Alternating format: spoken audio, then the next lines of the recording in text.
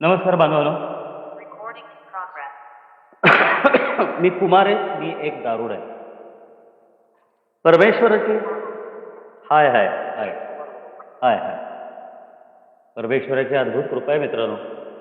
Alcoholic सरांनी अलौकिक कार्यक्रम आहे. तुम्हा सर्व भावांची, बहिणींची, मित्रमैत्रिणींची जगभरातून मला साथ माझ्यासाठी प्रार्थना आहेत आणि माझ्या पत्नीचं वन डे ॲट अ टाईममध्ये मला सहकार्य आहे. त्यामुळं मित्रांनो, दारूच्या पहिल्या घोटापासून लांब राखला गेलेलो आहे.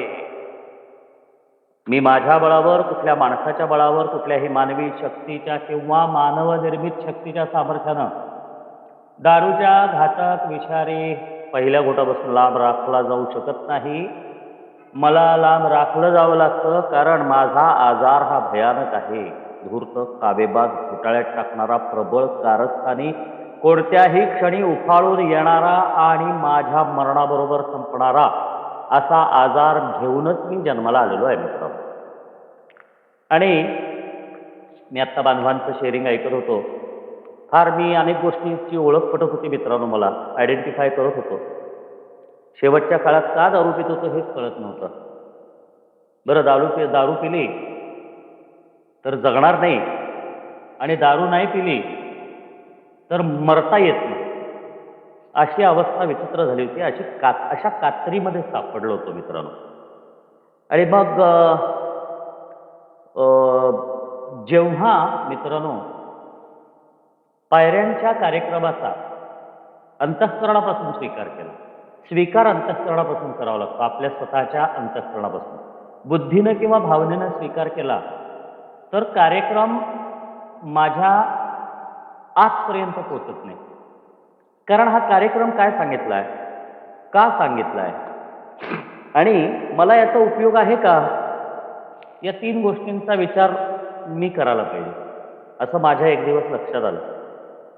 कारण 2013 मध्ये मिळालेला मेसेज, त्यानंतर 2 रिहॅब, 3 मोठे सायकियाट्रिस्ट महाराष्ट्रातले, त्यानंतर काही काळ मीटिंग, एवढं सगळं होऊन सुद्धा मित्रांनो, आणि त्या दरम्यान मी कार्यक्रम पण घेतला होता, तरी पण मी सारखा दारूकडे जात होतो आणि वेड्यासारखी दारू पित होतो.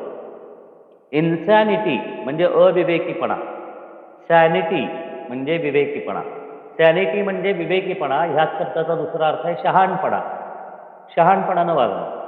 आणि इन्सॅनिटी म्हणजे शहाणपणानं वागायचं नाही, म्हणजेच काय, अविवेकीपणा, अविचारीपणा. असं एक माझा स्वभाव आहे.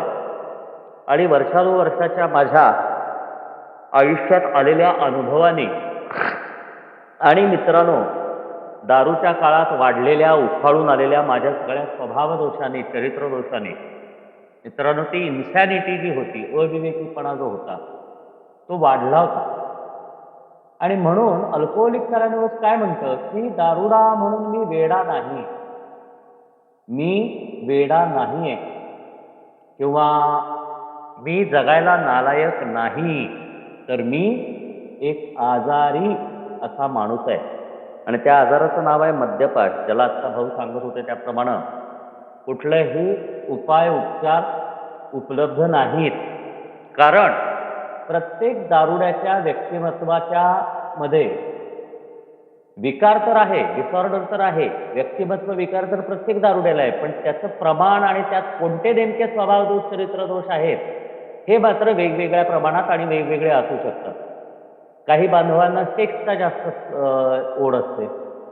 सेक्सच्या त्या भावना, वासना उफाळून येतात. माझ्यासारख्या बांधवाला मला दुसरी बाई चालत नाही, पण याचा अर्थ मी जास्त चांगला आणि ज्याला ज्याचे अतिरिक्त संबंध आहेत, शरीर संबंध आहेत इतर व्यक्तींशी, पत्नी सोडून, तो वाईट असं ठरत नाही. त्याचप्रमाणे मित्रांनो, काही बांधवांना आर्थिक प्रॉब्लेम फार मोठ्या प्रमाणात असतात आणि काही बांधवांना आर्थिक प्रॉब्लेम नसतात. आता मला आर्थिक प्रॉब्लेम फार मोठ्या प्रमाणात आहेत, कर्ज भरपूर आहेत. आता 24-24.5 लाखाचं कर्ज आहे आणि हाताला फार मोठं म्हणावं तसं काम नाही. आणि काही बांधव असे मी पाहिले की ज्यांना काही पैशाचा तसा प्रॉब्लेम नाही आहे, घरदार आहे, खायला प्यायला मिळतं, कामधंदा चालू आहे. याचा अर्थ तो बांधव चांगला ठरला आणि मी वाईट ठरलो असं होत नाही. आजार एक समानच आहे, पण त्याचे परिणाम जे आहेत ना ते कमी अधिक प्रमाणात आहेत. पण अनुभव मात्र सगळ्यांचा एकसारखाच आहे की दारू पिलं तर जगता येत नाही, दारू पिऊन मरता येत नाही, दारू न पिता मरता येत नाही, दारू पिऊन जगता येत नाही अशी अवस्था. आणि म्हणून अल्कोहोलिक्स अनॉनिमस मला सांगतं की तुला मद्यपाश या आजाराची लागण जन्मतःच झालेली आहे. आणि तो आजार 3 पदरी आजार आहे, 3 पदरी आजार, 3 लेयर डिसीज. तो म्हणजे शरीराला, मनाला आणि विचारांना या 3 ठिकाणी या आजारानं मला घेरलेला आहे, ग्रासलेला आहे. पहिला घोट पोटात गेला की त्यानं जे काही एक मेंदूमध्ये एक काही सुरुवात होते, काही केमिकल रिॲक्शन होते, ती मी थांबवू शकत नाही. जन्मतःच माझ्या मेंदूमध्ये जे रसायन निर्माण व्हायला पाहिजे ते फार कमी प्रमाणात होतं, ज्याला म्हणतात न्यूरो ट्रान्समीटर. मेंदूत मेसेज पाठवणाऱ्या काही प्रेरक असतात, काही हार्मोन्स असतात, तर न्यूरो ट्रान्समीटर असं म्हणतात. ते संदेशवाहकाचं काम करतात. माझ्या बाबतीमध्ये थांबण्याचा संदेशवाहक जो आहे तो कमी प्रमाणात काम करतो आणि त्यामुळं मला किती दारू पिली तरी ती कमीच वाटते. आता असं वाटत नाही. त्यामुळं मित्रांनो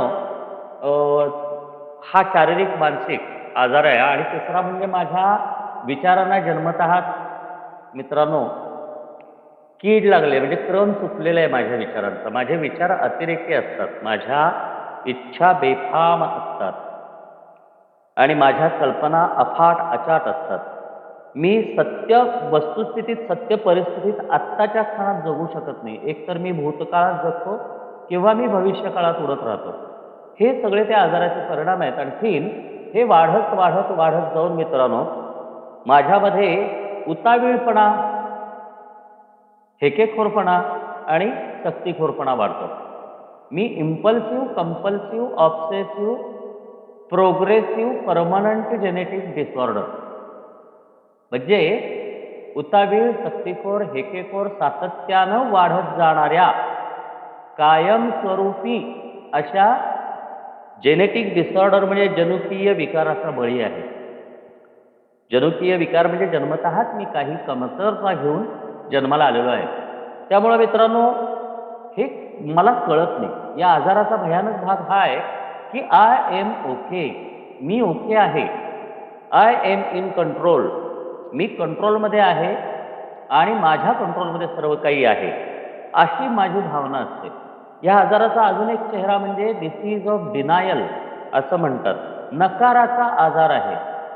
कुणीही मला कितीही सांगितलं तरी माझा कायम नकारच असतो प्रत्येक गोष्टीला. आणि जेव्हा दारू हा विषय येतो किंवा जेव्हा माझा अहंकार सुखावेल, माझा स्वार्थ साधेल, माझा आत्मकेंद्रितपणा सुखावला जाईल, माझा अप्रामाणिकपणा झाकला जाईल, अशा गोष्टी येतात त्या मात्र मी स्वीकारतो. आणि म्हणून अल्कोहोलिक्स अनॉनिमस सांगतं की मी एकतर अहंकारी, स्वार्थी, अप्रामाणिक असतो किंवा मी एकतर आत्मकेंद्रित, आत्मकरुणेत राहणारा बिचारामी अशा पद्धतीने विचार करणारा असतो.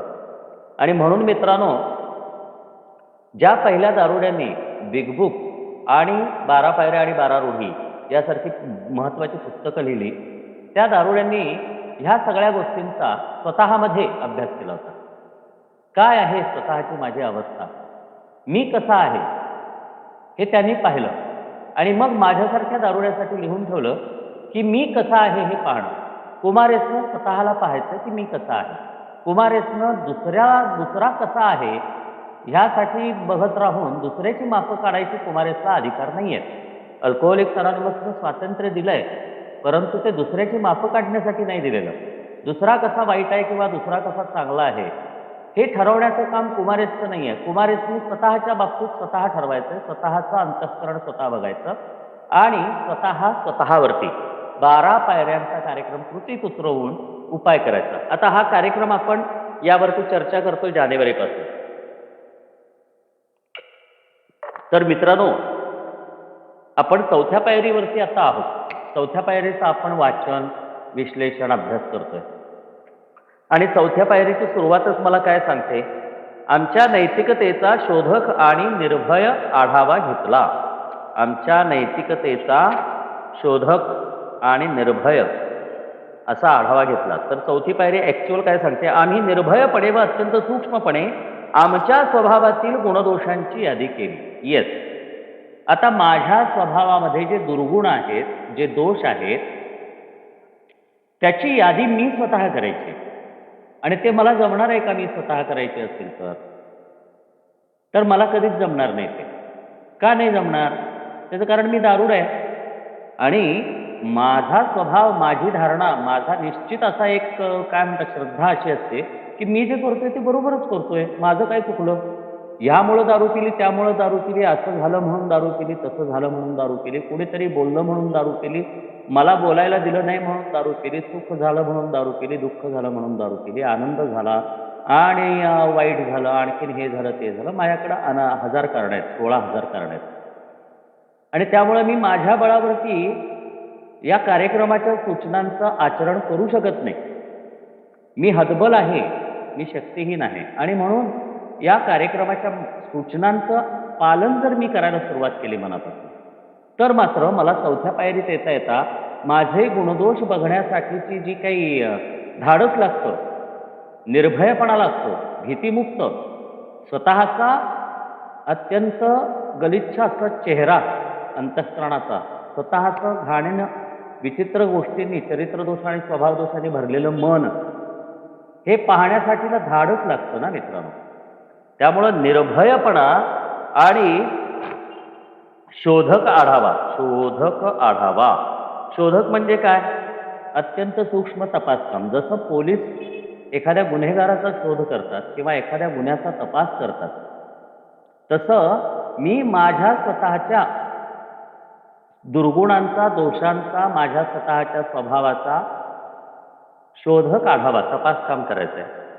आणि मग ते करण्यासाठी म्हणून पहिली, दुसरी, तिसरी पायरी आणि त्यातल्या सूचना मला स्वीकाराव्याच लागतात. जर मी त्या स्वीकारल्या नाहीत तर मला चौथी पायरी घेणं अवघड जातं. समजतच नाही चौथी पायरी कशी घ्यायची.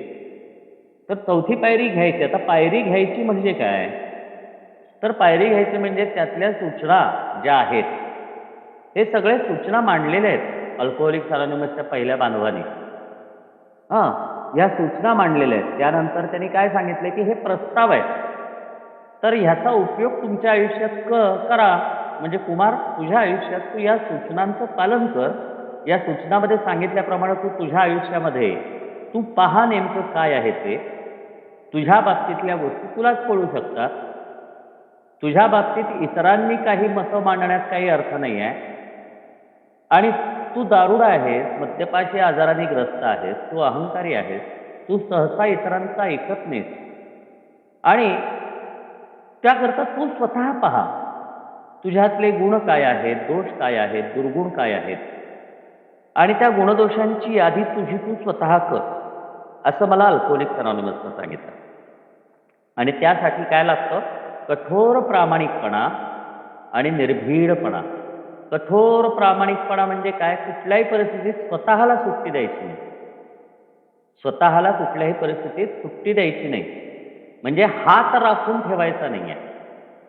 मला माझ्या मनाचा, माझ्या विचारांचा, माझ्या आयुष्याचा, माझ्या गुणदोषांचा, माझ्या कल्पना, इच्छा या सगळ्यांचा आढावा मोकळेपणाने घ्यायचा आहे. म्हणून पहिल्या पायरीपासूनच मला माझी ओळख करून द्यायला अल्कोहोलिक्स अनोनिमस सुरुवात करतं की तू स्वतःला नमव. स्वतःला नमवणे म्हणजे काय? तर मी इतर कुणापेक्षा मोठा आहे ही जी सारखी एक विचित्र चुकीची जाणीव असते माझी, ती सोडायची आहे मला. नमवणे म्हणजे काय? तर दुसऱ्याचा स्वीकार, व्यक्तिस्थिती परिस्थितीचा स्वीकार हा ते जसे आहेत तसा करायचा आहे. मी जसा आहे तसा माझा स्वीकार करायचा आहे. म्हणजे मग माझ्या लक्षात येतं की अरे, एखाद्या व्यक्तीनं माझ्याकरता एखादी गोष्ट केली असेल आणि ती मला नापसंत असेल, मला आवडलेली नसेल, तर मी विनम्रतेनं त्याला कसा प्रतिसाद देईन याचा विचार. विनम्रतेनं मी कसा प्रतिसाद देऊ शकतो? मग ते घरातले लोक असू देत, नातेवाईक असू देत, मित्रपरिवार असू देत, कामावरची लोक असू देत, रस्त्यावरचा अनोळखी माणूस असू दे, शेजारी पाजारी असू दे, किंवा अल्कोहोलिक्स अनॉनिमसमधले बांधव असू देत, भगिनी असू देत, मी कसा रिस्पॉन्स द्यायचा आहे, मी रिॲक्ट कसं व्हायचं, म्हणजे मी प्रतिक्रिया कशी द्यायची आहे, हे मला पहिल्याच पायरीमध्ये सांगितलं की स्वतःला नमव. मग मला ती प्रतिक्रिया स्वीकाराच्या हेतूनं द्यायची आहे की ठीक आहे, समोरच्या व्यक्तीचं मत असं आहे, ओके, नो प्रॉब्लेम. दुसरी गोष्ट सांगितलेली आहे की स्वतःचा ताठा स्वतः उतरव. तिसरी गोष्ट सांगितली आहे स्वतःच्या इच्छा सोड, बाजूला ठेव. आणि चौथी गोष्ट सांगितली आहे स्वतः परमेश्वर असल्यासारखं वागणं बंद कर. आणि हे नेमकं जमत नाही, कारण पहिल्याच पायरीमध्ये या 4 गोष्टी ज्या आहेत ह्या मला प्रचंड प्रिय आहेत, मला आवडतात. मी म्हणजे मी म्हणजे मी, आपल्यासारखं दुसरं कोण नाही, माझ्यासारखं दुसरं कोण नाही, असं मला वाटत असतं. आणि नव्हे, हाच माझा विश्वास असतो की माझ्यासारखं दुसरं कोणच नाही, माझ्यासारखं दुःखही कुणी भोगलेलं नाही आहे आणि माझ्यासारखं चांगलंही कुणी केलेलं नाही आहे. मी जो आहे तो अत्यंत योग्य पद्धतीनं जगलो, परंतु मला रिस्पॉन्सेसच चांगले मिळालेले नाहीत आणि त्यामुळं माझं ते योग्य आहे खरं तर, पण इतर लोकांना कळत नाही, पटत नाही, अशी एक माझी धारणा असते मित्रांनो. आणि त्यामुळं खरं तर हा आजाराचा बेस आहे, आत्मकेंद्रित आहे मी. आणि म्हणून एक आपले बांधव आहेत योगेश जे म्हणून, त्यांचं ते एक 3 शब्द मला फार चांगले आठवतात कायमस्वरूपी. मी, मला आणि माझं या त्रिकोणात सापडलेला मी आहे. आणि त्याचबरोबर मित्रांनो, त्यातून निर्माण झालेल्या अनेक गोष्टी ज्या आहेत त्या मला दुःखदायक आहेत. माझ्या दुःखांचा निर्माता मीच आहे, असं दुसऱ्या पायरीत म्हटलंय मित्रांनो.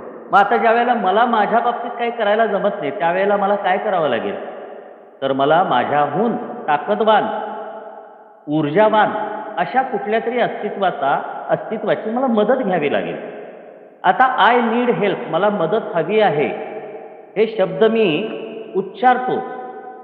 केव्हा उच्चारतो? जोपर्यंत माझा अहंकार सुखावतोय तोपर्यंत. माझ्या अहंकाराला, माझ्या स्वार्थाला, माझ्या विचारांना, माझ्या कल्पनांना, माझ्या इच्छांना जोपर्यंत कुठलीही गोष्ट क्रॉस जात नाही तोपर्यंत आय नीड हेल्प, मला मदत हवी, हे मी बोलू शकतो. पण दुसऱ्या पायरीत ज्या वेळेला माझ्याहून महान शक्ती मला पाहायची आहे, शोधायची आहे किंवा मला स्वीकारायची आहे हा विषय येतो, त्यावेळेला मित्रांनो माझी गोची होते. कारण बेसिकली कसं आहे की माझ्यात शहाणपणा, योग्य अयोग्याची निवड करण्याची क्षमता ही जन्मतः नाहीच आहे.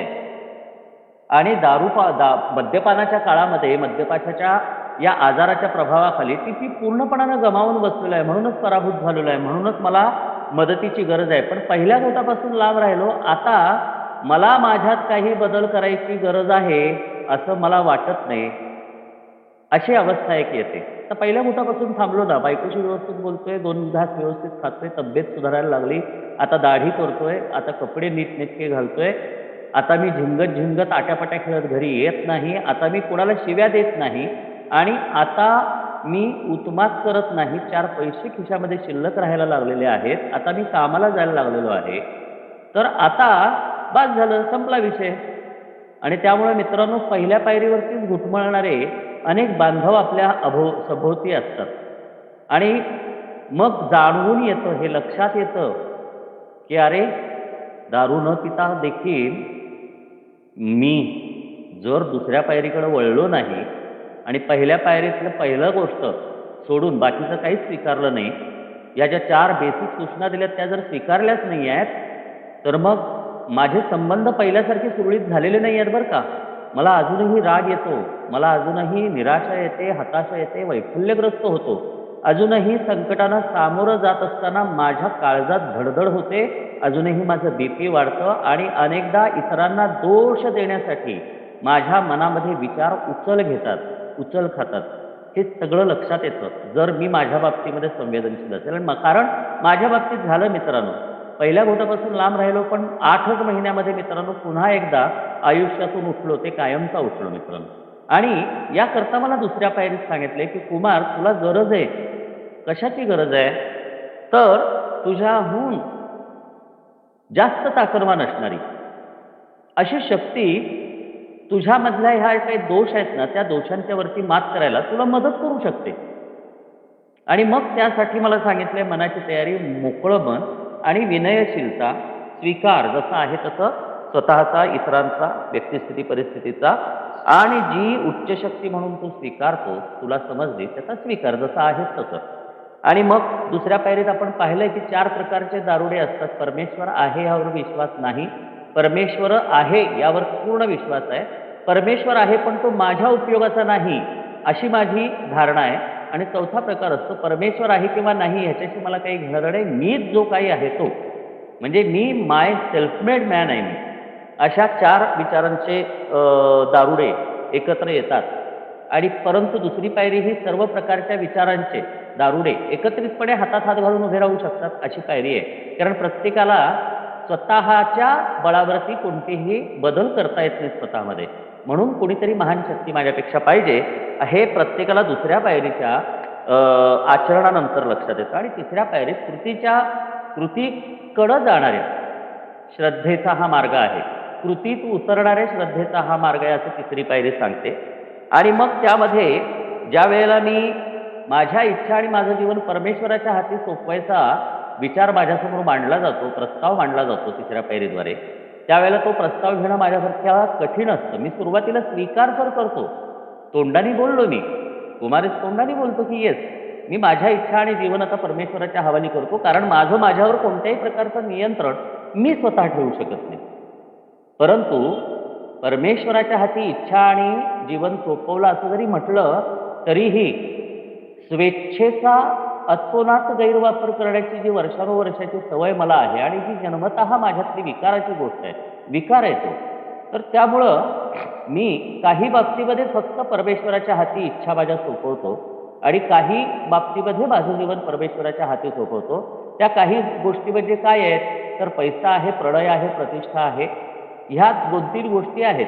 तेवढ्या मला हव्या असतात त्यासाठी मी परमेश्वराकडे जातो. पण जिथं अहंकाराचा विषय येतो, जिथं मीपणाचा विषय येतो, जिथं माझ्या इच्छा, कल्पना, विचार आणि स्वप्नांचा विषय येतो, तिथं मात्र मी माझ्या पद्धतीनं विचार करतो आणि माझीच इच्छा चालवतो.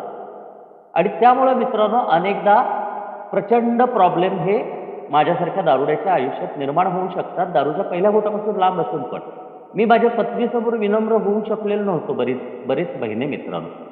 मी तिचा विनम्र होणं म्हणजे काय, तिच्या पाया पडणं नव्हे, तिचे पाय धुवून पाणी पिणं नव्हे, तिचं काही पूजा रोज करत राहणं नव्हे किंवा तिचा गुलाम होणं नव्हे. परंतु पत्नीलाही तिचं स्वतःचं काही मत असू शकतं याचा स्वीकार मी करणं हे आवश्यक आहे. तिथं माझी इच्छा जी आहे, माझीच इच्छा लादणं म्हणजे मी काय करतो, तिसऱ्या पायरीला काय करतो, टाळतो, अव्हॉइड करतो, बाजूला ठेवतो, असा अर्थ होतो त्याचा. आणि मग मित्रांनो तिथं सुद्धा मला ज्या वेळेला चित्तशांतीची प्रार्थना करून, आणि बिग बुकमध्ये छान प्रार्थना दिलेली आहे की माझ्या इच्छांचा आणि माझ्या आयुष्याचा ताबा तुझ्या हाती देतो आणि तुझ्या इच्छा माझ्या जीवनात पूर्ण होऊन त्याचे परिणाम, चांगले परिणाम इतरांना दिसावेत, यासाठी मला जे आवश्यक आहे ते सर्व काही दे, अशी तिसऱ्या पायरीची प्रार्थना आहे. आणि म्हणून अल्कोहोलिक अनोनिमस सांगतो, तुझ्याहून महान शक्तीच तुझा मानसिक निरोगीपणा, विवेक म्हणजेच शहाणपणा परत मिळवून देऊ शकेल, यावर अनुभवातून विश्वास ठेव. आणि मग मित्रांनो ज्या वेळेला मी 100% अनुभवातून विश्वास ठेवायला लागतो, त्यावेळेला माझ्यामध्ये माझ्या स्वतःचं अंतःकरण, माझ्या स्वतःमधले दुर्गुण, दोष आणि चांगल्या गोष्टी पाहण्याचं धाडस येतं. मग निर्भीडपणानं, निर्भयपणानं मी माझ्या स्वतःचा सूक्ष्म अशा माझ्या स्वतःच्या गुणदोषांचा शोधक आढावा म्हणजे तपास काम मी करू शकतो. आणि इथून मित्रांनो चैतन्यपूर्ण कृतीचा कार्यक्रम हा 4थ्या पायरीपासून सुरू होतो असं अल्कोहोलिक अनोनिमस म्हणतं. तिसरी पायरी झाल्यानंतर आता तिसरी पायरीचं मी का अजून पहिल्या 1, 2, 3 पायरीबद्दल बोलतोय, कारण 4थ्या पायरी करता त्या 3 पायरी हा बेस आहे. तर त्याच्यामध्ये एक सूचना केलेली आहे बिग बुकमध्ये. आता हे तिसरं पाऊल जे आहे हे आध्यात्मिक पाऊल आमची पत्नी, परममित्र किंवा आध्यात्मिक गुरु यांच्यासारख्या समजूत पटलेल्या लोकांबरोबर घेणं इष्ट आहे असं आम्हाला आढळून आलं आहे. आता मला विचार करावा लागतो की मी माझ्या पत्नीला माझ्या आध्यात्मिक कार्यक्रमामध्ये इन्व्हॉल्व केलंय का? मी माझ्या पत्नीसोबत बसून चित्तशांतीची प्रार्थना कधी अंतःकरणापासून बोलली आहे का? बरं पत्नी नाही, परममित्र म्हणजे जवळचा मित्र. बरं जवळचा मित्र नाही, कुणीतरी आध्यात्मिक मार्गदर्शक नाही म्हटलेलं. आणि ह्याला दोन बाजू आहेत की घरच्यांना कार्यक्रम माहितीच नसेल, ज्याला कार्यक्रमच माहिती नाही आहे त्या व्यक्तीबरोबर मी प्रार्थना घेऊ शकत नाही. मग मला काय करावं लागेल? मी हा कार्यक्रम जो घेतलेला आहे, जेवढा घेतलेला आहे आणि जशी त्यात प्रगती होते ते माझ्या घरच्यांच्या बरोबर, विशेष करून माझ्या पत्नीबरोबर मी शेअर करणं, लग्न झालं असेल तर आवश्यक आहे. अन्यथा जे अत्यंत जवळचे लोक असतात, काळजी घेणारे, काळजी करणारे, त्यांच्याशी का होईना मला ते शेअर करणं गरजेचं आहे. आणि मग काय होतं की त्यातून माझी डेव्हलपमेंट चांगल्या पद्धतीनं व्हायला सुरुवात होते. कारण त्यात मला एक डेफिनेट असा, चांगला असा आधार मिळायला लागतो की येस, यातून एक समाधान मिळतं, एक शांतता मिळते, एक धाडस येतं आहे आयुष्य जगण्याचं. हे तिसऱ्या पायरीत लक्षात येतं मित्रांनो. आणि हे ज्यावेळेला लक्षात येतं त्यावेळेला माझ्यात निश्चितच प्रगती व्हायला लागते. आणि जर कार्यक्रम माहिती नसेल तर अशा व्यक्तीबरोबर मी हे शेअर करून उपयोग नाही आहे असंही सांगितलेलं आहे. मग कार्यक्रम माहिती करून देणं, कसा द्यायचा, काय द्यायचा हे स्वतःच्या स्पॉन्सरला विचारणं किंवा कार्यक्रमावरच्या ओल्ड टायमरला विचारणं हे चांगलं असतं आणि त्याचा उपयोग चांगला होतो. पण तसं जर नसेल झालेलं तर त्यांचा गैरसमज होणार आहे. ज्यांना कार्यक्रम माहितीच नाही आहे त्यांचा गैरसमज होऊ शकतो. मग अशा व्यक्तींच्या पेक्षा थेट परमेश्वराबरोबर आपलं स्वतःचं एकट्याचं नातं जोडायला हरकत नाही. कारण हे सगळं कशा करताय? तर माझ्यातल्या नैसर्गिक प्रवृत्ती, माझ्या नॅचरल इन्स्टिंक्ट, माझ्या नैसर्गिक इच्छा यांची माझ्याशी ओळख चांगली व्हावी. त्या किती विकृत कशा होतात, कुठं कुठं होतात, किती भयानक हल्ला करतात, लैंगिक इच्छा असू दे, भावनिक आणि भौतिक सुरक्षितता असू दे, आणि माणूस म्हणून माणसाबरोबरचा सहवास, एकासोबत एक राहणं, एकमेकांना समजून घेऊन राहणं, या तीन गोष्टीच्या बाबतीमध्ये माझ्या ह्या नैसर्गिक प्रवृत्ती आहेत माणसाच्या. तर ह्या तीन प्रवृत्ती माझ्या बिघडलेल्या आहेत. आणि त्यामुळं या तीन गोष्टी म्हणजे पैसा, प्रणय आणि प्रतिष्ठा, या तीन गोष्टी माझ्यावरती इतक्या हावी झाल्यात, माझ्यापेक्षा मोठ्या झालेल्या आहेत की त्या मला हवं तसं वळवतात. आणि हे मी दारू पिण्याच्या आधीच्या काळात पण माझं तसंच होतं. फक्त मी बोलू शकत नव्हतो, व्यक्त होऊ शकत नव्हतो. मद्यपानाच्या काळात ह्या गोष्टी उफाळून आल्या, त्या मी अतिरेकी पद्धतीनं व्यक्त केल्या. आणि आता मी दारूच्या पहिल्या घोटापासून थांबल्यानंतर सुद्धा मी कार्यक्रम नाही घेतला तर ह्या गोष्टी उफाळून येऊ शकतात आणि परत दारू न पिता पहिल्यापेक्षा माझी जास्त बर्बादी होऊ शकते. त्यामुळं एकतर मला टार्गेट काय आहे, माझं टार्गेट काय असायला पाहिजे, तर माझं मन शांत राहायला पाहिजे, चित्तशांती, माझे विचार स्थिर व्हायला पाहिजेत, वैचारिक स्थिरता. आणि जे आहे, जसं आहे, जितकं आहे त्यामध्ये माझ्या अंतःकरणात आनंद आणि कृतज्ञतेची भावना असली पाहिजे, जाणीव असली पाहिजे. या तीन गोष्टी निर्माण व्हाव्यात यासाठी मी माझा चेहरा कसा आहे ते बघायचा आहे. आणि म्हणून इथं सांगितलं आहे की आमच्या भावनिक विकृती काय आहेत त्या शोधून आम्ही त्यांची दुरुस्ती करण्याकडे वळू शकतो. जर मी पाहिलंच नाही नेमकं काय कमी आहे, काय जास्ती आहे, तर मी दुरुस्त काय करणार? आणि अल्कोहोलिक्स अनोनिमस सांगतं दुसरं कोणीही तुझ्यात बदल करू शकत नाही. आणि तू इतरांना बदल करण्याच्या भानगडीत दारूच बुडलायस आणि स्वतःचं आयुष्य बर्बाद करून घेतलेलं आहे. त्यामुळे इतरांना बदलण्याचा तुला काही अधिकार नाही असं अल्कोहोलिक्स अनोनिमस मला सांगतं. मग कुमारेसनी करायचं काय? तर स्वतःमधल्या भावनिक विकृती काय आहेत त्या शोधून काढायच्या. आणि त्या शोधून काढता येतात. कशा काढायच्या ते पुढं दिलेलं आहे. आणि जर माझ्या मनाची तयारी असेल आणि मी जर सातत्यानं प्रयत्नशील राहिलो, सातत्यानं म्हणजे 24 तास फक्त आजचा दिवस, त्या जर भावनिक विकृती काय आहेत माझ्यामधल्या त्या पाहत राहिलो आणि मला लक्षात आलं की माझ्यामध्ये ह्या गोष्टी ज्या आहेत त्या अतिप्रमाणात आहेत, नको त्या प्रमाणात आहेत आणि नको त्या पद्धतीनं माझ्यामध्ये कार्यरत आहेत, त्या एकदा पाहिल्या, माझ्या लक्षात आल्या की मग मित्रांनो मी त्या बाबतीत काहीतरी योग्य ती कृती करू शकतो. पण ते जर करायची मानसिक तयारी नसेल आणि कंटिन्युअस सातत्यानं 24 तास फक्त आजचा दिवस या नियमानं जर माझ्याकडून त्यावरती काही काम होत नसेल तर मात्र काय होतं, मी स्लीप होऊ शकतो, थोडी मध्यमुक्तता प्राप्त होऊ शकते, म्हणजे मी स्लीप होऊ शकतो. मग स्लीप झाल्यानंतर रिलॅक्स म्हणजे सातत्यानं स्लीप होत राहणं. आणि रिलॅक्स झाल्यानंतर सायकल, परत पहिल्यासारखी दारू सुरू होणं, हे होऊ शकतं. म्हणून या पायऱ्यांचा कार्यक्रम माझ्यासाठी महत्त्वाचा आहे. कारण कोणत्या क्षणी माझ्या नैसर्गिक प्रवृत्ती मला दगा देतील, पैसा, प्रणय, प्रतिष्ठा ह्यांची जी काही हाव असते ती केव्हा मला दगा देईल हे मला सांगता येत नाही, हे मी सांगू शकत नाही. आणि म्हणून मला काय करावं लागेल, तर मला मनाची तयारी ठेवावी लागेल, जी दुसऱ्या पायरीत मिळते, तिसऱ्या पायरीत पक्के होते. म्हणून इथं सांगितलंय की एक तर फार थोडी मध्यमुक्तता मिळेल, किंवा जर माझ्या मनाची तयारी नसेल आणि माझ्याकडून सातत्यानं कृती नसेल होत, तर मला समाधान देखील फार थोडंच मिळणार आहे. पण मनाची तयारी असेल आणि सातत्य ठेवलं तर माझी मध्यमुक्ती बळकट होत जाणार आहे, डेफिनेटली बळकट होत जाणार आहे. आणि नंतर पश्चाताप करायची गरज पडणार नाही, नंतर स्वतःला दोष देत जगण्याची गरज पडणार नाही आहे, आत्मकरुणेत जाण्याची गरज पडणार नाही आहे, स्लीप होऊन रिलॅक्समध्ये जाऊन किंवा सायकल सुरू होऊन. त्यासाठी काय करावं लागेल, मनाची तयारी आणि सततचे प्रयत्न, कष्ट, शिस्त आणि सातत्य अशी त्रिसूत्री दिली आहे मला त्याकरता. मग दारू करता मी कष्ट केलेले आहेत, शिस्तीनं मी पहाटे उठल्यापासून रात्री अपरात्री मध्यरात्रीपर्यंत मी शिस्तशीरपणानं दारू पिलेली आहे आणि सातत्यानं दारू पिलेली आहे. म्हणजे ते तिन्ही गुण माझ्यामध्ये जन्मतःच आहेत. मी परिश्रम घेतो, मी शिस्तबद्ध आहे आणि मी सातत्यपूर्णतेनं माझ्यातला आजार वाढवलेला आहे. मला माहीत नव्हतं त्यावेळेला म्हणून. मग आता त्याच 3 गोष्टी मला अल्कोहोलिक्स अनोनिमस सांगते की त्या आजारातून बाहेर पडण्यासाठी 24 तास फक्त आजचा दिवस परिश्रम घे, थोडेसे शिस्तबद्धतेनं जग, सुरुवात कर हळूहळू, आणि त्यामध्ये 24 तास फक्त आजचा दिवस या नियमानं सातत्य ठेव. निर्भय व शोधक नैतिक आढावा घेतला नाही तर रोजच्या जीवनात खरोखरी उपयुक्त असणारी श्रद्धा अद्याप आमच्या आवाक्याबाहेरच राहते, असा अनुभव आमच्यापैकी बहुतेकांना आलेला आहे. आता तिसऱ्या पायरीमध्ये जे सांगितलं की आमच्या इच्छा व आमचे जीवन आम्हाला समजलेल्या परमेश्वराच्या हाती दिले, समर्पण केले, समर्पित केले, हे जे तिसऱ्या पायरीत मी बोलतो, तर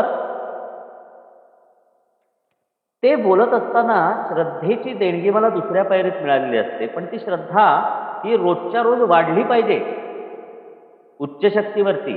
जसं कुमारेस करता अल्कोहोलिक्स अनोनिमसचा 12 पायऱ्यांचा कार्यक्रम, अल्कोहोलिक्स अनोनिमस हीच कुमारेस करता उच्च शक्ती आहे. आणि 12 पायऱ्यांचा कार्यक्रम ही त्या उच्च शक्तीची इच्छा आहे, परमेश्वराची इच्छा आहे, माझ्याकरता वैयक्तिक माझं बोलतोय. त्यामुळं जर माझी कार्यक्रमावरची श्रद्धा वाढायची असेल, तर पक्की व्हायची असेल, तर मला काय करावं लागेल, निर्भयपणानं, न भीता, न घाबरता स्वतःचा शोधक नैतिक आढावा घ्यावा लागेल. नैतिक म्हणजे काय आणि अनैतिक म्हणजे काय? नैतिक म्हणजे माणसाच्या आयुष्यात जन्माला येऊन जे करणं आवश्यक आहे, जे स्वतःच्या आणि इतरांच्या भल्याचं आहे, कल्याणाचं आहे, असं जे काही आहे स्वतःच्या आणि इतरांच्या, बरं का, सोबत, नुसतं वैयक्तिक स्वतःच्या एकट्याच्या, स्वतःच्या घराच्या, स्वतःपुरत्या असं नाही आहे. माझ्या आणि इतरांच्या कल्याणाच्या गोष्टी ज्यावेळेला मी करत असतो त्याला नैतिक म्हणायचं. जेव्हा मी माझ्याच स्वार्थाबद्दलच्या गोष्टी करत असतो किंवा माझाही घात करून घेत असतो त्याला अनैतिक म्हणायचं. त्यामुळं मग माझ्या नैतिकतेचा आढावा मला घ्यायचा असेल तर धाडस लागतं बांधवानं. माझ्यात ते धाडस नव्हतं म्हणून मी कार्यक्रम घेतला होता, पण 4थी पायरी मी सटरफटर घेऊन मी रिकामा झालो होतो 2-2 वेळा घेऊन. आता ज्या वेळेला 1.5 वर्षापूर्वी, 1.25-2 वर्षापूर्वी परत कार्यक्रम मी घेतला सिरियसली, कारण पूर्ण संपलो होतो ना, त्यामुळे सिरियसली गांभीर्यानं घेतला की आता जगायला दुसरा मार्ग नाही आहे. अल्कोहोलिक्स अनोनिमस हीच माझी उच्च शक्ती आहे आणि त्या उच्च शक्तीची इच्छा म्हणजे 12 पायऱ्यांच्या कार्यक्रमाचं आचरण. सूचनांचं जेवढं मला जमतंय, कुमारेशची जेवढी अवकात आहे, जेवढी कपॅसिटी आहे, त्या पद्धतीनं रोज चांगल्या पद्धतीनं आचरण करणं, हे कुमारेशनं ठरवलं. हे मी ठरवलं एकदा. हा निर्णय घ्यावा लागतो, कारण निर्णय घेणं आणि मनाची तयारी या 2 गोष्टी तिसऱ्या पायरीत मला मिळालेल्या असतात जर मी घेतल्या तर. पण जर मी हा नैतिक आढावा घेतला नाही तर माझी श्रद्धा वाढणार नाही, कार्यक्रमावरची माझी श्रद्धा वाढणार नाही. आणि कार्यक्रम काय सांगतो, विनयशीलता धारण करायला सांगतो. ती माझ्यात कधीच येणार नाही. विनयशीलता धारण, जर माझ्या अंतःकरणात विनयशीलता म्हणजे माझा आणि इतरांचा जसा आहे तसा, कार्यक्रमाचा जसा आहे तसा स्वीकार करणं म्हणजे विनयशीलता, म्हणजे विनम्रता. नुसतं गोड बोलणं म्हणजे विनम्रता नव्हे. मग कधी कधी त्याच्यातून फाटे फुटतात आणि कडू बोलणं पण होतं. मग शिव्यागाळी पण होतात. मग दुसऱ्याला नालायक ठरवणं पण होतं. दुसऱ्याला दोष देणं होतं. दुसऱ्यापेक्षा स्वतःला मोठं समजण्यासाठी, मोठं होण्यासाठी दुसऱ्यापेक्षा, दुसऱ्याच्या इतरांच्या आकर्षणाचं केंद्र होण्यासाठी धडपड सुरू होते. या सगळ्या माझ्या आजाराच्या बाजू आहेत आणि त्या मला टाळायच्या. तर मला समाधान, जगण्याचं समाधान मिळणार आहे. मी जे काही करतोय, आयुष्य जगतोय, त्या आयुष्याचं जन्माला आलेल्याचं मला समाधान मिळणार आहे. मग कितीही समस्या असू देत, कितीही संकट असू देत, कितीही समस्या, कठीण प्रसंग असू देत आयुष्यामध्ये, मला जगताना रोजचं रोज मी जिवंत असल्याचं आणि मी माझ्यात चांगल्या पद्धतीनं सुधारणा करत असण्याचं एक समाधान आहे. ते समाधान मिळण्यासाठी माझी श्रद्धा ही बळकट होत गेली पाहिजे. मग माझी श्रद्धा ही बळकट केव्हा होणार उच्च शक्तीवरती? ज्यावेळेला मी माझ्या स्वतःला पाहणार त्यावेळेला. माझ्यातले गुणदोष, बारीक सारीक गोष्टी मी ज्यावेळेला पाहायला सुरुवात करेन त्यावेळेला त्या कशा पाहायच्या ह्याचं अगदी साधं सोपं सरळ मार्गदर्शन अल्कोहोलिक्स अनॉनिमस 12 पायऱ्या आणि 12 रूढी त्याचबरोबर बिग बुकमध्ये करतं. आता जर तो आढावा घेतला नाही, माझा हिशोब मी तपासला नाही. आढावा घेणं म्हणजे काय? स्टॉक घेणं. स्टॉक घेणं नाही का? व्यापारी असतो एखादा किंवा दुकानदार असतो. किती वस्तू विकल्या गेल्या, किती वस्तू राहिल्या, किती वस्तूंची मागणी आहे, किती वस्तू खराब झाल्या म्हणून आपल्याला डिस्पोज करायच्यात, किती गोष्ट नवीन आणायच्यात, ह्या गोष्टींचा तो आढावा घेत असतो. तर त्याला नैतिक आढावा माझ्या बाबतीत काय आहे, तर मी माझ्या नैतिकतेमध्ये कुठं कमी आहे, कुठं जास्ती आहे. मित्रांनो, अल्कोहोलिक्स अनॉनिमस मला कधीही वाईट माणूस म्हणत नाही बरं का. मी फक्त एक आजारी माणूस आहे. I am a sick person. मी एक आजारी माणूस आहे असं अल्कोहोलिक्स अनॉनिमस मला सांगतो. तू वाईट आहेस, तू जगायला नालायक आहेस, तुझी लायकी नाही जगायची, काही सांगत नाही मला. तू एक आजारी माणूस आहेस आणि तुझ्या आजारातून तुला बाहेर पडायचं आहे. हे निश्चित लक्षात घे. हे अल्कोहोलिक्स अनॉनिमस वेगवेगळ्या पद्धतीनं मला सांगत असतं आणि त्यातून माझ्या आजारातून बाहेर पडण्यासाठी नैतिक आढावा माझा मी घेणं, योग्य अयोग्य गोष्टींचा आढावा मी घेणं हे आवश्यक असतं. कारण मी मानसिक विकारानं ग्रस्त माणूस आहे. म्हणून मला मानसिक निरोगीपणा हवा, हा दुसऱ्या पायरीतला भाग आहे. आणि हे सगळं पुढं जर मला न्यायचं असेल, माझ्यात चांगले बदल व्हायचे असतील, तर मला हे सूचनांचं पालन करावं लागेल, नाही का? स्वीकार करावा लागेल. आणि तो स्वीकार करण्यासाठी माझ्या इच्छा आणि माझं जीवन मला कार्यक्रमाच्या हवाली करावं लागलं मित्रांनो. मला ते बाकीचं काही माहिती नाही आहे. काय मानवी शक्ती, मानवनिर्मित शक्ती, काल्पनिक शक्ती, हे काही मला माहिती नाही, कारण माझ्या डोक्याच्या बाहेरचा विषय येतो. पण तरी मला उपयोगी माणूस आणि उपयुक्त नागरिक म्हणून जगण्याची इच्छा आहे. काय जे आयुष्यातली वर्ष उरलेली आहेत तेवढी. आजपर्यंत आयुष्यामध्ये उत्माद झालेल्या माझ्या आजाराच्या प्रभावाखाली अनेक गैरकृत्य झालेली आहेत, माझ्या कळत आणि न कळत. पण त्याच्या परिणामातून मलाही आणि माझ्या सभोवतीच्या इतरांनाही मुक्त करायचे, तर मला माझ्यात बदल करावा लागेल.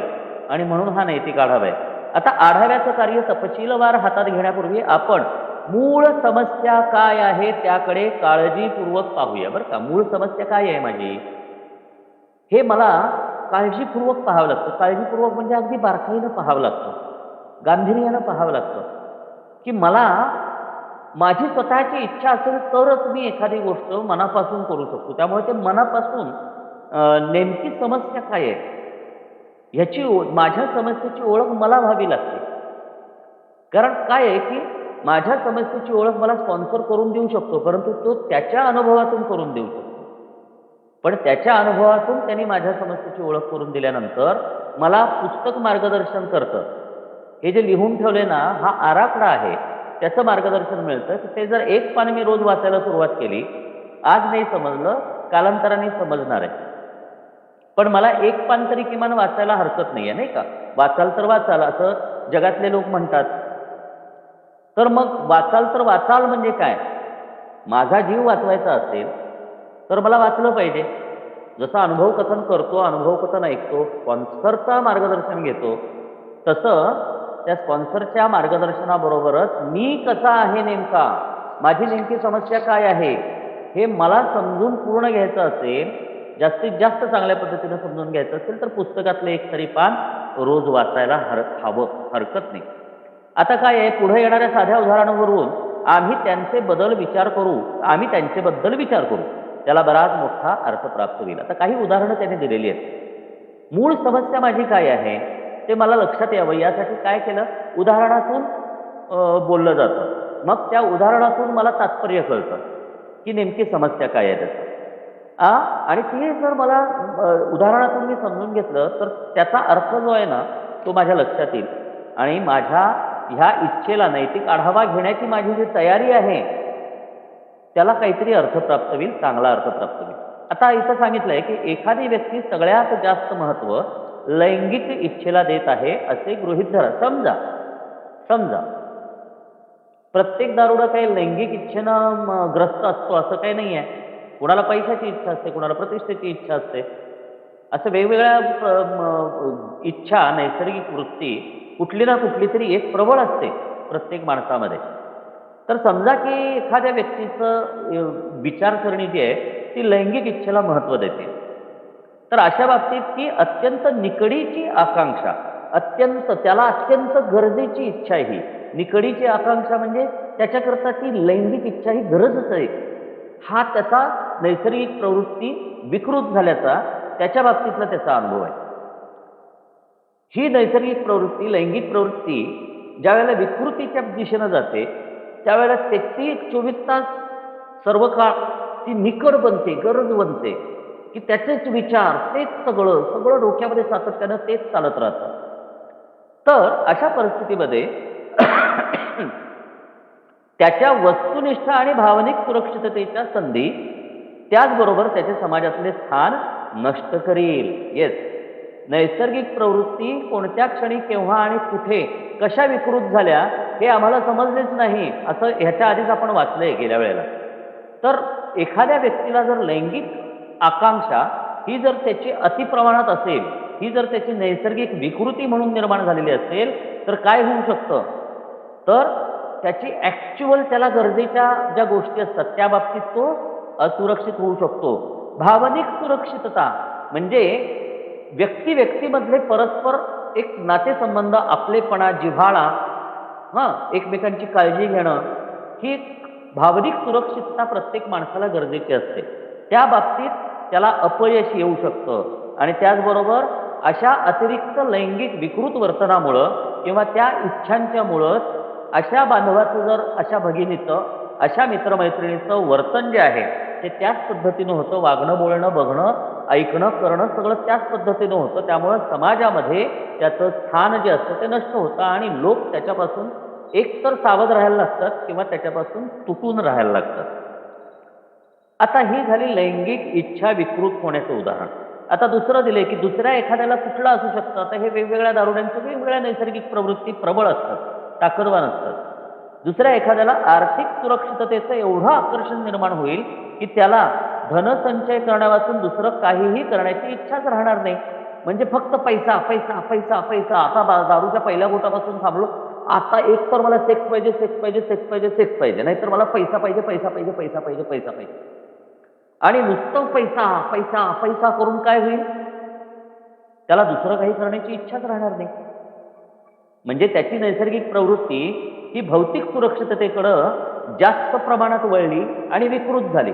त्यामुळं ना त्याचं स्वतःच्याकडं लक्ष आहे, ना कार्यक्रमाकडं लक्ष आहे, ना घरच्यांच्याकडं लक्ष आहे, ना मीटिंगकडं लक्ष आहे, ना कामात लक्ष आहे. फक्त पैसा एवढंच टार्गेट आहे आणि त्यामुळं दुसरं काही करण्याची त्याला इच्छाच राहणार नाही. टोकाला जाऊन तो कंजूस बनेल किंवा कुटुंब आणि मित्रांची संगत नाकारून अगदी एकलकोंडा होईल. हे सगळं अनुभवातून लिहिलेलं आहे बरं का मित्रांनो. हे त्या बांधवांनी अनुभवातून लिहिलेलं आहे. म्हणजे लैंगिक प्रवृत्तीच्या विकृतीनं काय होत आहे, तर असा बांधव भगिनी, असा दारुडा मित्रमैत्रीण दारूपासून तर लांब राहिला, पण अतिप्रमाणात लैंगिक इच्छा, आकांक्षा या त्याचं समाजातलं स्थान नष्ट करू शकतात, भावनिक नातेसंबंध संपवू शकतात आणि त्याच्या दैनंदिन जीवनामध्ये अनेक अडचणींना तो तोंड देऊ शकतो. परिणामी तो एकटा पडू शकतो. दुसरं पैसा पैसा पैसा पैसा, अशी पैशाची जी ओढ ज्याला आहे, आकांक्षा, अति महत्वाकांक्षा आहे, त्याचं काय होईल, तर तो एकतर कंजूस बनेल, कारण पैसा कमावला पाहिजे. आता दारूत एवढा मी घालवला आहे, दारूच्या काळामध्ये मी एवढी कर्ज केली, एवढं सगळं झालं, आता सगळ्यांना मला काय करायचंय, परत एकदा सेटल होऊन दाखवायचं म्हणून पैसा कमवला, तर त्याचेही काय होईल, नातेसंबंध तुटतील, तो कंजूस बनू शकतो किंवा तो घरच्यांची आणि मित्रांची संगत नाकारून फक्त पैशाच्या विचाराने काय होऊ शकतो, एकलकोंडा होऊ शकतो. म्हणजे परत इथे एकटेपणा आला. आणि मित्रांनो, अल्कोहोलिक्स अनॉनिमस काही ठिकाणी सांगतं की एकाकीपणा, आयसोलेशन हे या आजाराची भयानक अशी एक काय म्हणतात त्याला वस्तुस्थिती आहे. सत्य काय आहे या आजाराचं? अहंकार, स्वार्थ, आत्मकेंद्रितपणा, अप्रामाणिकपणा आणि अनेक प्रकारचे चरित्र दोष. यामुळं मी काय झालेलो आहे, एकाकी झालोय, एकटा झालोय, अंतःकरणात पोकळ झालेला आहे. का जगायचं, कसं जगायचं, किती जगायचं, कुठं जगायचं, काहीही कळत नाही मला. आणि त्यामुळं तो पोकळपणा, तो एकाकीपणा मध्यपाशाच्या काळामध्ये माझा वाढलेला आहे. आणि मग जगणं मुश्किल झालं होतं मला स्वतःला आणि इतरांनाही. ती जी पोकळी आहे ती पोकळी भरून कशी काढायची? तर ती भरून काढण्यासाठी मला या विकृत होणाऱ्या, वाईट मार्गाला जाणाऱ्या, मला एकटं पाडणाऱ्या नैसर्गिक प्रवृत्तीतून मला बाहेर पडलं पाहिजे, असं ह्यातून सूचना देते. कारण लैंगिक अतिरेकी इच्छा असू दे किंवा पैशाचा अतिरेकी मोह असू दे, दोन्हीमध्ये हा बांधव किंवा ही व्यक्ती एकटं पडू शकते, असं अल्कोहोलिक्स अनॉनिमस सांगतं. सुरक्षिततेचा शोध नेहमीच पैशाच्या रूपाने घेतला जातो असे नव्हे. हा, आता भौतिक सुरक्षिततेमध्ये फक्त पैसाच मला सुरक्षा देऊ शकते असं काही बांधवांचं मत असू शकतं. परंतु केवळ पैशानंच मला भौतिक सुरक्षितता प्राप्त होईल असं नाही. एखादा भयभीत मानव प्राणी, एखादा भिवून गट्ट झालेला म्हणजे भीतीनं ग्रासलेला एखादा व्यक्ती काय असू शकतं, संरक्षणासाठी व मार्गदर्शनासाठी दुसऱ्या शक्तिमान व्यक्तीवर संपूर्णपणे अवलंबून राहताना आपल्याला वारंवार पाहावयास मिळतो. माझ्यापेक्षा ताकदवान असणाऱ्याबरोबर माझ्यासारखा माणूस राहू शकतो, नाही का? आपल्याला दिसतं की जे समाजातले ताकदवान असतात, ज्यांच्यामध्ये जे प्रतिष्ठित असतात, ज्यांची पत असते समाजात, मग ती पैशाच्या असू दे किंवा मनुष्यबळाची असू दे किंवा कुठल्याही प्रकारच्या सामाजिक स्थानाची असू दे, असं जर प्रबळ व्यक्तिमत्व असतं किंवा एखादी प्रबळ शक्ती असते, त्याच्याबरोबर जी भिवून राहणारी भित्री माणसं असतात, जी भीतीच्या दबावाखाली भीतीनं ग्रस्त असणाऱ्या व्यक्ती असतात, ते त्यांच्या आशीर्वादाखाली, त्यांच्या आच्छादनाखाली, त्यांच्या छताखाली ती राहत असताना दिसतात. स्वतःच्या सामर्थ्यानं जीवनातील जबाबदाऱ्यांना सामोरं जाण्यात अपयश आलेला असा माणूस केव्हाच प्रगती करत नाही. आता भौतिक गोष्टीमध्ये मी भीतीग्रस्त होऊन दुसऱ्याच्या कोणाच्या तरी प्रभावाखाली, दुसऱ्याच्या आशीर्वादानं, दुसऱ्याच्या आधारानं जगत असतो. त्यावेळेला भीतीग्रस्त होऊन, बरं का, भीतीग्रस्त होऊन ज्यावेळेला मी दुसऱ्याच्या आधारानं जगत असतो, त्यावेळेला माझ्यासारखा माणूस, भित्रा माणूस हा कधीही आयुष्यात प्रगती करू शकत नाही. त्याच्या पदरी भ्रमनिराश व असहाय्यता येते. भ्रमनिराश म्हणजे काय? एखादी कल्पना असते, एखादी इच्छा असते, एखादी गोष्ट घडावी असं वाटत असतं, परंतु तो नंतर काय होतं, तसं काही घडत नाही आणि तो केवळ भ्रम आहे हे लक्षात येतं. त्याला भ्रमनिराश होणं असं म्हणतात. आणि असहाय्यता, हतबलता येते, काहीच करू शकत नाही. आणि म्हणजे वाटायला आलेलं ते आयुष्य रखडत खरडत कसतरी जगायचं, अशा व्यक्तीची अवस्था होते. काही काळातच त्याचे संरक्षक निघून जातात. समाजामध्ये, घरामध्ये आणि समूहामध्ये असं अनेकदा अनुभवाला येतं. समूहातला एखादा बांधव किंवा भगिनी, समाजातली एखादी व्यक्ती किंवा घरातली एखादी सक्षम व्यक्ती, जिच्या साह्यानं माझ्यासारखा भित्रा दारुडा हा काही आकांक्षा, अपेक्षा अशा मनात धरून भीतीनं ग्रस्त होऊन, जगण्याची भीती वाटते, स्वतःकडे बघण्याची भीती वाटते, स्वतःला ओळखण्याची भीती वाटते, असा दुसऱ्याच्या आधाराने जगणारा माझ्यासारखा दारुडा, ज्यावेळेला अशी व्यक्ती आयुष्यातून बाजूला होते, भले काही काळाकरता असू दे किंवा कायमस्वरूपी असते, त्यावेळेला काय होतं, माझा भ्रमनिराश होतो आणि मी असहाय्य होतं. समजा काही काळातच त्याचे संरक्षण निघून जातात, दूर होतात किंवा मृत्युमुखी पडतात आणि पुन्हा एकदा तो एकटाच सोडला जातो व भयभीत होतो. म्हणून अल्कोहोलिक्स अनॉनिमस तिसऱ्या पायरीत सांगतं, कुमारेस, तुझ्या इच्छा आणि तुझं जीवन स्पॉन्सरच्या हाती दे, ओल्ड-टायमरच्या हाती दे, ज्यांनी टोकन भरपूर घेतलीत त्यांच्या हाती दे, ज्याच्याकडे पैसा भरपूर आहे त्याच्या हाती दे, असं काही सांगितलेलं नाही आहे. आईबापाच्या, बायकोच्या, भावा बहिणीच्या हाती दे, काही सांगितलेलं नाही आहे. कारण त्याला माहिती आहे की माझ्यासारख्या दारुड्याला जर शक्ती, ताकद कुठली हवी असेल तर उच्च शक्तीच देऊ शकते. मग ती उच्च शक्ती तुम्ही तुमच्या पद्धतीनं तुम्हाला जी योग्य वाटते ती शोधा, की जिच्यामुळं तुम्ही दारूच्या पहिल्या घोटापासून लांब राहू शकाल आणि जिच्यामुळं तुम्ही कार्यक्रमाच्या सूचना श्रद्धेनं स्वतःच्या आयुष्यात आचरणात आणू शकाल. असं अल्कोहोलिक्स अनॉनिमसनं मला स्वातंत्र्य दिलेलं आहे. म्हणून मी कुठल्या तरी व्यक्तीच्या पदराखाली जर राहत असेन, व्यक्तीच्या कृपेनं राहत असेल, कारण मी भित्रा आहे. जर मी भित्रा आहे, आयुष्य जगायचीच मला भीती वाटते, माझ्याकडे बघायचीच मला भीती वाटते, तर माझ्या पदरी निराशा येऊ शकते, मी परत असहाय्य होऊ शकतो आणि मी परत एकटा पडला जाऊ शकतो. कारण का, असे ज्यांना मी संरक्षक मानतो, की ज्यांच्याबरोबर आता समूहामध्ये काही काही बांधवांच्या बरोबर नवागत राहतात किंवा जुने बांधव पण कळप करून राहतात. एकाच समूहात 4-4, 2-2, 3-3 ग्रुप असतात. 2 बांधवांचा ग्रुप, 3 बांधवांचा ग्रुप, 5 बांधवांचा ग्रुप. हे का असतं? त्याचं कारण हा भित्रेपणा त्याला कारणीभूत असतो. हा भित्रेपणा त्याला कारणीभूत असतो. ग्रुपिझमच्या मागं हे कारण आहे. आणि मग ज्याच्या आधाराने बाकीचे जण माझ्यासारखे भित्रे समजा दारुडे जर ज्याच्या आधारानं मीटिंगमध्ये किंवा समूहामध्ये किंवा समाजामध्ये किंवा घरामध्ये वावरत असतात, ती व्यक्ती जर दूर झाली किंवा मृत्युमुखी पडली किंवा ती जर निघून गेली, तर काय होतं? मी परत एकटा पडतो आणि परत भीतीनं भरलेलं आयुष्य जगायला लागतो. हा आजार आहे माझा. कारण माझ्या अंतःकरणात एकाकीपणा हा जन्माला आल्यापासूनच भरलेला आहे. मी कुणाचंच पूर्ण अंतःकरणानं मिक्सअप होऊ शकत नाही आणि ते मला मिक्सअप होता यावं यासाठी अल्कोहोलिक्स अनॉनिमसनं हा कार्यक्रम दिला. 4थ्या पायरीमध्ये मला नैतिक आढावा का घ्यायचा आहे, कशाचा घ्यायचा आहे आणि कसा घ्यायचा आहे, या तिन्ही गोष्टीचं मार्गदर्शन आहे मित्रांनो. आणि अल्कोहोलिक्स अनॉनिमसला हे 100% माहिती आहे की मी आयसोलेटेड आहे. आयसोलेशन आणि कनेक्शन अशा 2 गोष्टी अल्कोहोलिक्स अनॉनिमसमध्ये बोलल्या जातात. आयसोलेशन म्हणजे सगळ्या जगापासून मी तुटलेला आहे, एकाकी आहे.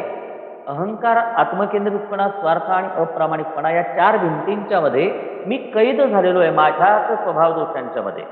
आणि मी त्या कैदेतून मला आता बाहेर पडणं गरजेचं आहे. पण ते जर बाहेर पडण्याची इच्छा आणि गरज माझी असेल तर मी 3री पायरी घेतो आणि मग 4थ्या पायरीत मी प्रवेश करतो.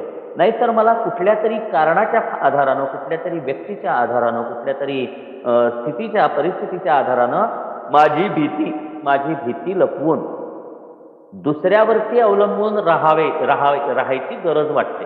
पण मला त्याऐवजी जर स्वतः सक्षम व्हायची इच्छा असेल आणि गरज असेल तर माझं कनेक्शन व्हावं लागेल.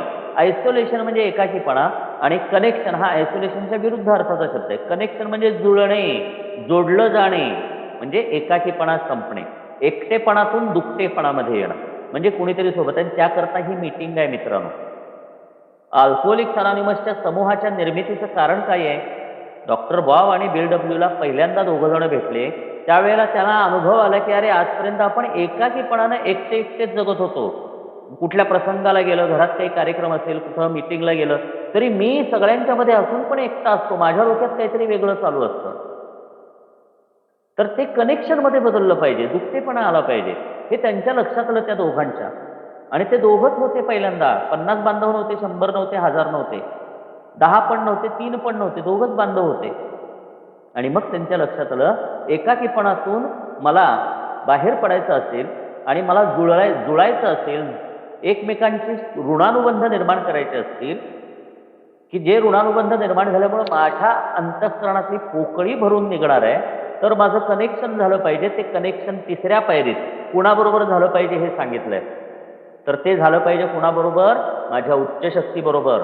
मग ती उच्च शक्ती ज्या बांधवामध्ये चांगली प्रगती दिसते त्या बांधवामध्ये काम करते. मग त्या बांधवाशी कनेक्ट व्हायला सांगितलंय.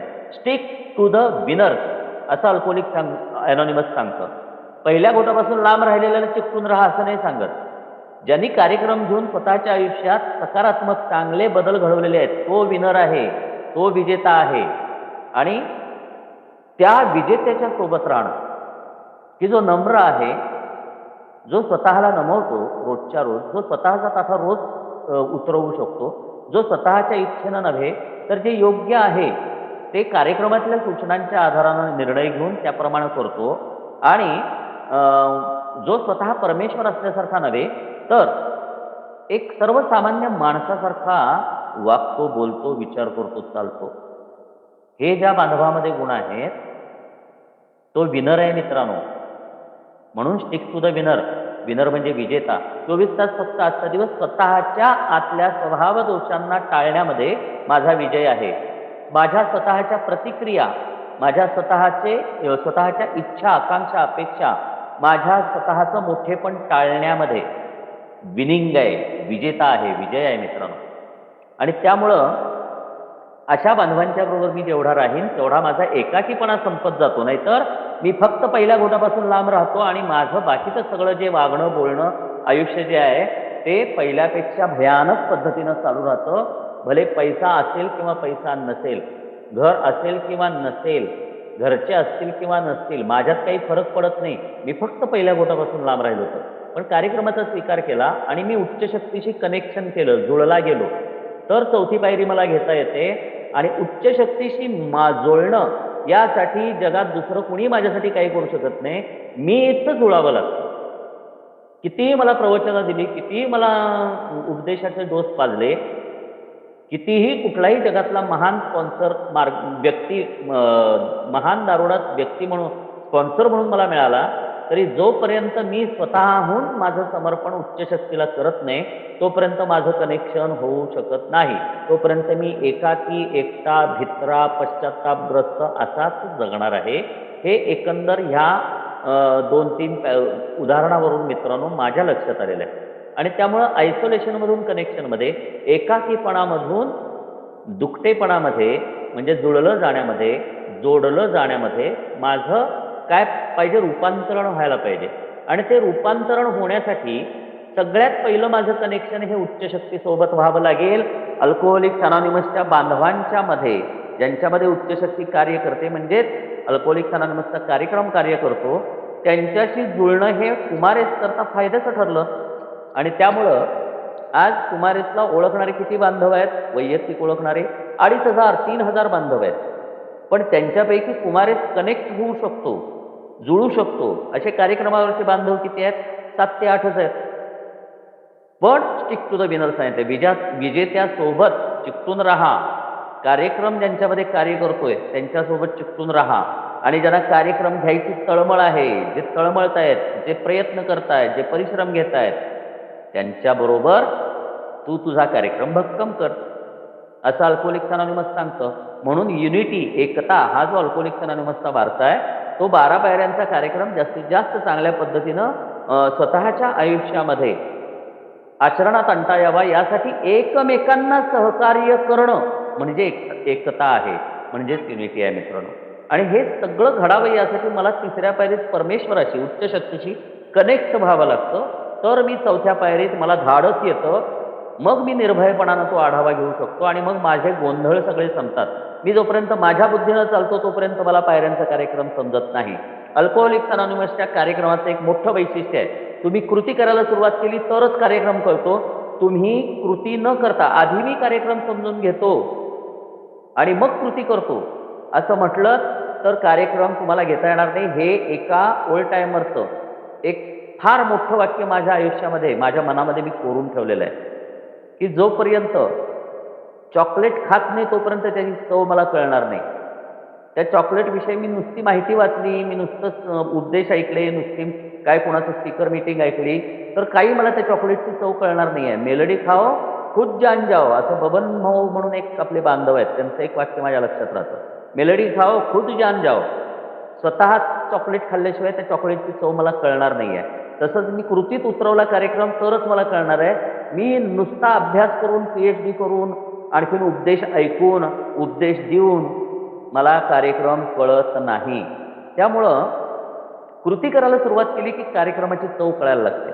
आणि एकदा कार्यक्रमाची चव कळायला लागली की अजून अधिकाधिक जास्त चांगली कृती करण्यासाठी कष्ट, शिस्त आणि सातत्य ह्या 3 गोष्टींच्या आधारानं पुढे जाण्यासाठी प्रोत्साहन स्वतःच्याच अंतःकरणातून, स्वतःच्याच आयुष्यातून मिळतं मित्रांनो. त्यामुळं आयसोलेशन, एकटेपणामधून कनेक्शनमध्ये येणं गरजेचं आहे. मी एकाकी पडलेला असा दारुड आहे म्हणून माझा प्रॉब्लेम आहे. एकाकीपणा हा जन्मतः मला मिळालेला आहे, कारण माझ्या शरीराची, मनाची, विचारांची, मेंदूची माझी घडणच एकाकीपणाची आहे. आणि म्हणून शेवटच्या काळामध्ये मित्रांनो मी एकटा दारू पित होतो. मला दुसऱ्या कोणाची गरजच पडत नव्हती. एकटाच दारू पित होतो. मग कुठेही असलं तरी, टेरेसवरती असलं तरी, गल्लीच्या कॉर्नरवरती असलं तरी, मुतारी असू दे किंवा मग एखादा अंधारा कोपरा असू दे, कुठेही एकटा दारू पिऊ शकत होतो. कारण का? एकटेपणा हा माझा आजार आहे. आयसोलेशन, एकाकीपणा, एकटेपणा नव्हे, आयसोलेशन, एकाकीपणा. त्यातून कनेक्शनमध्ये येण्यासाठी तिसरी पायरी महत्त्वाची. ती जर व्यवस्थित झाली तर चौथ्या पायरीमध्ये मला नैतिक आढावा माझा निर्भयपणानं आणि कठोर प्रामाणिकपणानं घेता येऊ शकतो. मेलडी खाओ, खुद जान जाओ. स्वतः कार्यक्रमाचं आचरण कृतीत करायला सुरुवात केली की मगच कार्यक्रम कळतो. तोपर्यंत कार्यक्रम कळत नाही. कितीही ग्रंथ वाचले आणि कितीही काहीही केलं तरी. आणि त्यामुळं वाचन का करायचं, विश्लेषण का करायचं, चर्चा का करायची, अभ्यास का करायचा, तर मी कृतीत उतरवतोय त्याचा मला जास्तीत जास्त फायदा व्हावा यासाठी. त्यामुळं बांधवांनो प्रोत्साहन देतो. फार सुंदर कार्यक्रम आहे. चौथ्या पायरीचं हे जे आहे हे कळणं आपल्याला गरजेचं होतं, अत्यंत आवश्यक होतं. आणि त्यासाठी मित्रांनो माझ्या आकलनाप्रमाणे मी बोललेलो आहे. कोणाला काही भावना दुखावल्या असतील, कोणाला काही वाईट वाटलं असेल आणि कोणाला काही असं वाटलं असेल की कुमारेश अति शहाणपणानं बडबड करतो, तर मी तुम्हा सर्वांची क्षमा मागतो. हा कुमारेशचा अनुभव जो आहे तो कुमारेश मोकळेपणानं सांगतोय आणि उत्तम अनुभव आहे, आयुष्याचा चांगला अनुभव येतोय मित्रांनो. यासाठी मी तुम्हा सर्वांना प्रोत्साहन देतो, विनंती करतोय. खरोखर कार्यक्रम कृतीमध्ये घ्यायला सुरुवात करा, कळायला सुरुवात होते. आपण जेवढा घेऊ तेवढा आपल्याला कळतो. त्यामुळं दुसऱ्यांनी कार्यक्रम घेऊन आपल्याला कळत नाही मित्रांनो. त्यामुळं स्वतः कृतीत उतरवण्याचा स्वार्थी कार्यक्रम आहे असं अल्कोहोलिक्स अनोनिमस मला सांगतं. त्यावरती माझा विश्वास आहे. सर्वांचा धन्यवाद करतो आणि चेअरमन साहेब धन्यवाद, बांधवांनो तुमचा धन्यवाद. मी थांबतो.